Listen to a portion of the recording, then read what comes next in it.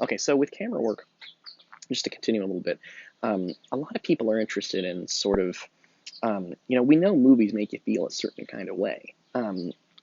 But most people, if you ask them why, they'll say it's because of what's happening to the characters, right? So you feel scared when a character on screen is about to be murdered because you don't want to be murdered. And they're not, people aren't wrong when they say that. But one of the things we're looking for in this class is how these feelings are created by the director on the audience using things like camera work and music choices and this kind of thing. Um, so the so let's talk a little more about camera work and sort of how it does that. The end of the movie is extremely dramatic, right? Thorwald attacking Jeffries and throwing him out the window, and they're struggling, and it's a big moment.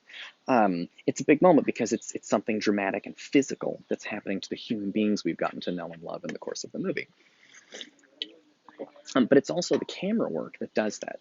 Because it's the first time the camera really leaves the apartment properly, where the camera's like on the ground looking at totally different people in the courtyard. We're looking at the police guy, and we see people like on the ground level with Jeffries because it's the first time he's left the apartment, and so it's through the window, injuring himself. But it's also the first time that we've left the apartment, really, in terms of the camera leaving the apartment, because the camera's eyes are our eyes. That's how we see things in the movie. Um, so that's a big moment at the end with camera stuff. All right, cool. Um, all right, let's also, what else do I want to talk about? There's another kind of camera thing, and this is a sort of, I've said this before and I'll say it again, but it's always worth paying attention to. It's hard to teach beauty, but a lot of the camera stuff is simply beautiful. It's just very well done. So one thing to look at also is the way the camera will frame a certain scene. And the phrase, which I've sort of stolen from a YouTube video, is called "every frame a painting." And the best way to think about that, and I think I said this with 2001 as well, the best way to think about every frame of painting is just like when you're watching a movie, try to find spots where you could imagine pausing the movie and printing out what you see on screen and putting it on your wall. There are moments of extreme beauty in these movies. There's one of the most dramatic ones in the film. Actually, it's the last one. One of the last moments in the film is Lisa, just in a perfect outfit as always, reading her book about the Himalayas. And she looks perfect. Everything looks perfect. It looks like a painting. It's not just like people are running around doing things. It's a moment where we sort of sit on her and she's relaxing and the whole thing is composed like a painting. It looks beautiful. And you can imagine like a kind of painting frame going around the edges of it and printing it out. There's another one where Jeffries is in the wheelchair and she's leaning in the middle of the movie and she's kind of leaning across the bed. And it's one of those I don't know how to explain it, simply to say that it's a very beautiful shot. I can imagine printing that out and putting it on a wall, and it would be like a lovely picture, or a magazine cover or something, or an Instagram roll or whatever. But keep an eye out for those moments when the camera captures something that's just like a painting. It's just like art. And there's a lot of moments. Hitchcock's very good with these things. Jimmy Stewart with the camera and the lens is coming out like this, and then in the reflection of the lens, you can see the apartment complex sort of reflected in the glass on the lens cap. It's a beautiful image. So keep your eyes out for things like that in the movies where things just look absurdly beautiful and lovely, and it's again, I can't teach that, but I'm going to keep pointing them out sort of as we go, because I think it's worth noticing when movies are art, and I know they're different from paintings, but they include things like paintings, and so I think it's really valuable to kind of look at that and notice how that works. All right, cool. Um, okay, so I think we're doing pretty good on camera stuff. I like it. I think we've got good stuff going on. Okay. All right, let's talk about something else. All right, let's talk. Okay, we have a couple minutes left. Let's try to see something kind of small we can do. Let's talk about setting really quick. This is a pretty simple movie in terms of setting. 2001 was a movie that was in like ancient prehistoric days, and then had a whole thing on the moon, and then had a whole thing out by Jupiter, and then the last section of the movie takes place, I don't even know where, in some crazy, insane, far away dimension or whatever. But This is the opposite of that. One of the other reasons I like playing Rear Window after 2001 is it's so different. Oh, and 2001, of course, takes place over a huge amount of time, right? Because it goes from, the beginning of human civilization all the way up until the future, when human beings are going to Jupiter. The Rear Window, by contrast, takes place in just a couple of days, and it's all in one spot. It never leaves the apartment complex. There's a lot of work that Hitchcock does to kind of establish the setting.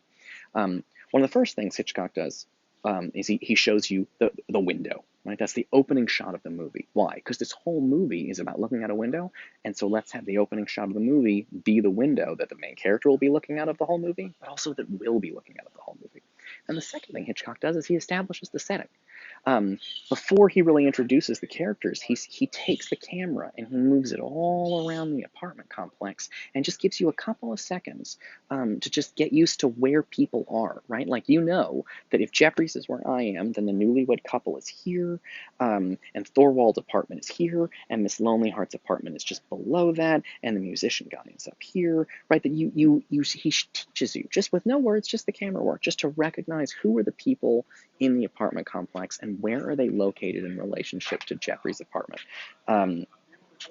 So it's a neat thing. And again, I mentioned last time, but because Jeffries is trapped, he wants to keep us trapped. So when he says, Thorwald, go to this place and meet me, the camera doesn't go to that place. We never see Thorwald impatient checking his watch, wondering where the hell Jeffries is, because Jeffries can't go, and we're like Jeffries, and so we don't go. We stay with Jeffrey because he's our character, because he's kind of us.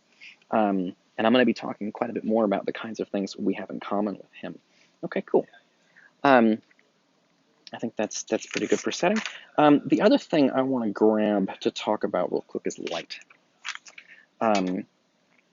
The lighting in this movie, there's one particular lighting. I mean, there's a simple lighting effect, by the way, when Jeffrey's face is in light, and then he'll back the wheelchair up, and then he's in shadow. And it's a simple way to communicate that if he's in light, his neighbors can probably see him if they want to, but when he goes back up, back up, back up, and then his neighbors can't see him.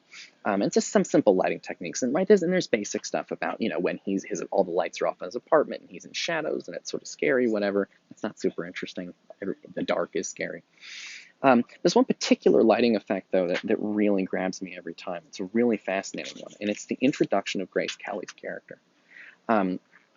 Jeffries is asleep in his chair, and a shadow looms over him, and it almost for a hot second it looks like you're in a monster movie and she's going to bite him in the neck, but it turns out not to be an evil monster, but rather to be an extraordinarily beautiful woman, the most beautiful woman who's ever lived, maybe. Grace Kelly's amazing, but she comes in total. She emerges out of the pitch black darkness. Why? Right? Why does Hitchcock choose to first show her as this shadow covering his face and to have her emerging from the blackness? Because she's such a nice person. We love Lisa. But Jeffries doesn't. At the beginning of the movie, Jeffries is frustrated with her. He feels like she is a damaging presence in his life, that she's trying to get him to give up the career that he wants of hopping around the globe and taking pictures of dangerous things, going to the jungle and Brazil and whatever. He feels threatened by her because she's so beautiful and she's so perfect that she's kind of tempting him away from what he thinks he should be doing with his life. And he thinks they're incompatible and they're having these relationship problems. So he perceives her as a problem. And so the lighting effect, has her show up in shadow, not because we think she's scary, but because he thinks she's a problem. A monster is a little, oh, shit, no, there are limits. I gotta get these before they blow away. I realize these are my only copy. He has problems with her. And so what the lighting is communicating there isn't to tell us she's bad, but to tell us how he feels about her, which is that she's trouble and she's a problem, like a monster in a movie. Okay, cool. I think we're doing pretty good. We'll see you in the next video. This is going to get way more intense in the next couple of things, so we'll see you in a second. All right.